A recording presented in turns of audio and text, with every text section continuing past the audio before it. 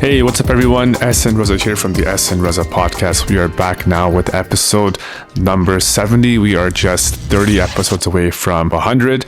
And once we get there, we're going to have a big announcement and a big episode for our audience here. Now, in today's episode, we're going to be talking about condos. Not the most popular house segment, but that's why we're talking about it, because I want to debunk some of the myths that you hear on social media, on the internet, in the news and the headlines, and try to give you a real objective opinion on what I feel about condos and why condos, contrary to popular belief, may still be a good purchase for home buyers. Okay, so we're going to talk about some of the main points as to why people shy away from condos. And the first reason that I always hear is the high maintenance fees. Now, no doubt about it, condos sometimes can have a very expensive maintenance fees, and sometimes that is due to bad management, bad condo facilitation, and also the amenities that the condo has for the management to actually have to repair and keep those amenities running. Now, the good thing is that there are condos out there that may not have this exact same problem, and I've seen it several times across the GTA where there are condos that do have a reasonable maintenance fee. Now, what does a maintenance fee cover? Well, it covers the amenities like your gym, your pool, your rooftop garden, those things that you can enjoy while you're living in that condo, a party room, a boardroom, things like that. Now, if you are worried about the condo fee being really high, what I do for my clients is we look for those condos that has good management and has a maintenance fee that may not be increasing too much year over year, but also offers value to the home buyers that are living in that condo. So to summarize, condo fees are not always the enemy. Poorly managed buildings are what's really causing these fees to increase year over year. Another reason as to why people nowadays shy away from condos is that they feel that condos have little to no appreciation. Now, in today's GTA market, that can be very true. And I actually think that the condo market is going to probably go down in value another 5%, possibly even 10%. But should that scare you from buying a condo? Well, it depends on your situation. Condo fees, yes, may not have the appreciation factor that maybe a freehold has. But remember, buying real estate is not always speculation. It's not always buying on appreciating value. You also have to consider the equity you're building in your property. Equity is a great rate of return, especially when it comes to principal recapture. And if you're buying something to get into the market, get your foot into the door, then buying a condo may not always be a bad idea because it is the most affordable segment in the market, and at least you can get your foot into the door. To sum that up, a condo may not be your forever home, but it can really be a startup to a wealth building tool. Another myth that we always hear about is that condos are super small and are terrible for families. Well, if you got a family of 5 or 6, I can definitely attest to that. But if you're a single person or a couple with one child and a condo allows you to get into the market, then it may not be a really bad idea, especially if it's something that you can negotiate at a good deal. Condos are smaller, no doubt about that. But a lot of times we get distracted by what the media says because of all those micro tiny homes that we see in downtown Toronto or midtown or uptown. And sometimes that takes away from all the other buildings that are actually considered to be reasonable for families. And I can attest to the fact that there have been several buildings that I've shown to my clients that we've purchased that have been good properties for them to start their journey in. And they may not be as big as a townhome or a detached, obviously, but it's big enough where they can get their life started. So now we're going to talk about when buying a condo may not be a good idea, because I want to give you both sides of the coin here. Now, a condo may not be a good idea if you're solely looking at the cheapest option available. Now, I know it is the most cheapest option to get into the market, but it really depends on what your future plans are. A condo will still have those maintenance fees, like I said. It still has property taxes. You still have to pay utilities and the mortgage. If you're buying into a condo because you feel that it's cheaper than a townhouse or a detached house, that's great. But don't forget that there are still fees associated with the condo, and those fees should be budgeted into your daily life before you make that decision. A second reason not to buy a condo is when the building has poor financials. Now, as a buyer, you may know this already, but if you're buying a condo, one of the conditions that we put on the agreement is the status certificate condition. The status certificate of the condo is a set of documents that assesses the financials of the actual building. So it tells us, what is the reserve fund like? What is the maintenance fee at the moment? Has the fees increased, and how much have they increased by? Were there any legal lawsuits against the actual building? Things like that. Were there any special assessments, major costs or repairs? And if we see many red flags, then that's an opportunity for us to actually back out of the agreement. But there's a lot of condos out there that are very well managed, that have millions of dollars in reserve funds, have a stable maintenance fee. And those are signs that allow us to be more comfortable and have some more peace of mind that this may be a condo to pursue and move forward with. The internet talks about condos like every building is collapsing financially. Reality is there are bad condos, average condos, and fantastic condos, just like every other type of real estate. Another reason why not to buy a condo is when it comes to lifestyle. If you don't like sharing amenities or sharing the hallway or hearing noise, then that may not be a suitable lifestyle for you, especially if you like the quietness of the home. Now, condos aren't super noisy, but you can run into neighbors or run into situations where you may have some setbacks. For example, last week I went to a condo and the unit was great. We walked outside and we realized that the neighbor was smoking marijuana. And so that wasn't always the pleasant sight or a smell, but things like that can happen. So those are some of the cons that you can come across when you're buying a condo. But again, they're not always everywhere.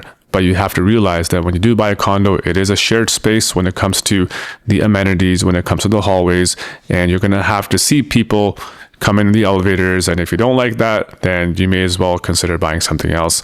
And if you're totally okay with that, then it can be a great stepping stone into your real estate wealth journey career. All right. Now, this is a big important point that all of my audience should listen to is speculation and expecting overnight appreciation when it comes to condos. If that is your goal, then I would highly advise to not buy a condo.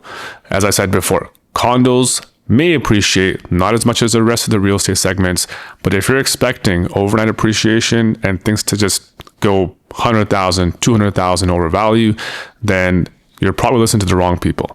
When you're buying a condo, it usually is a slow and steady growth. In fact, like I told you, with the GTA market right now, things are dropping and they'll probably drop even more.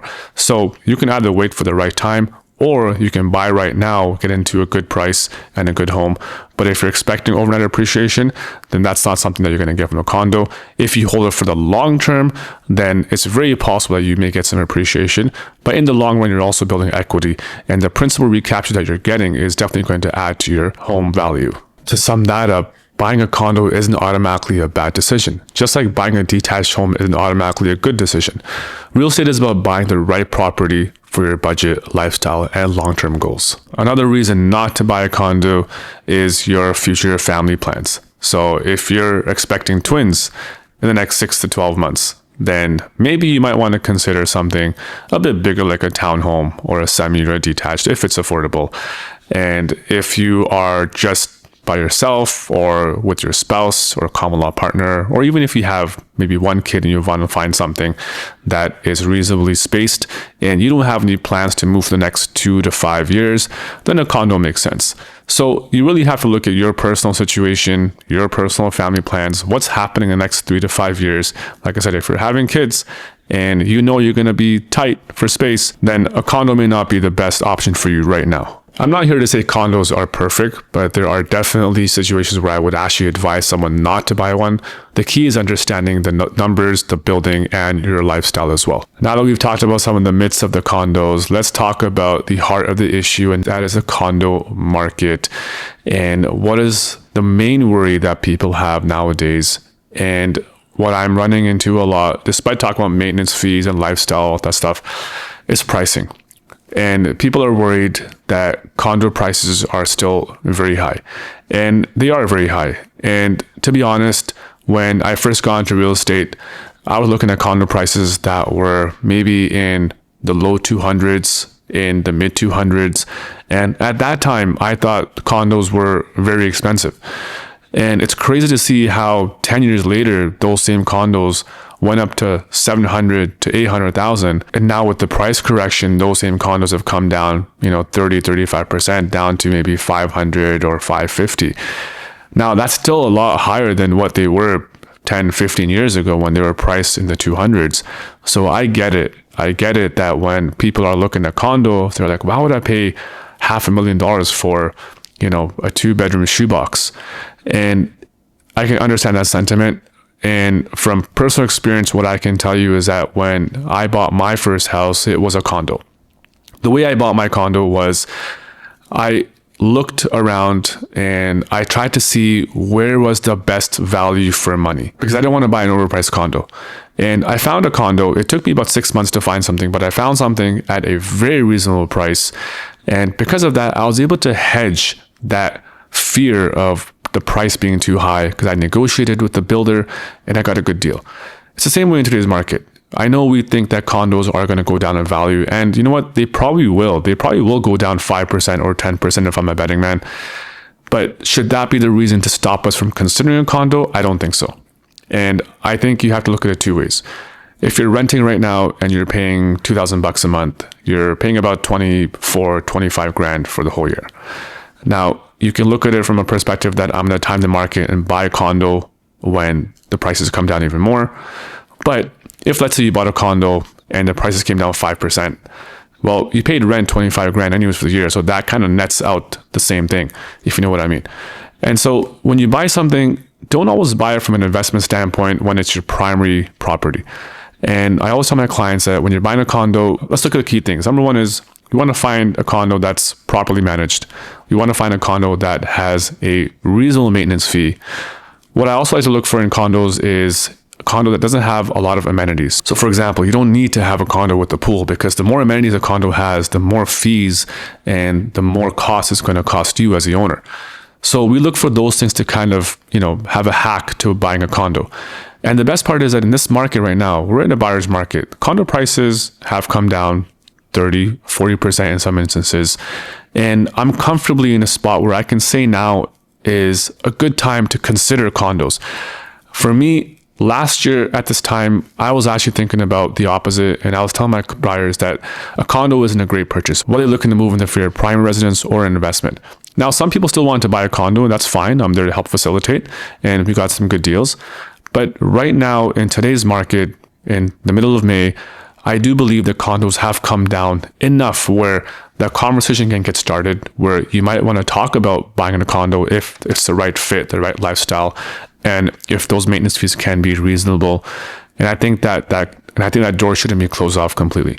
So if you're in the market and you're worried about buying a condo and you're worried about all these things you hear in the headlines, but the high maintenance fees, management, this and that, just remember that does exist.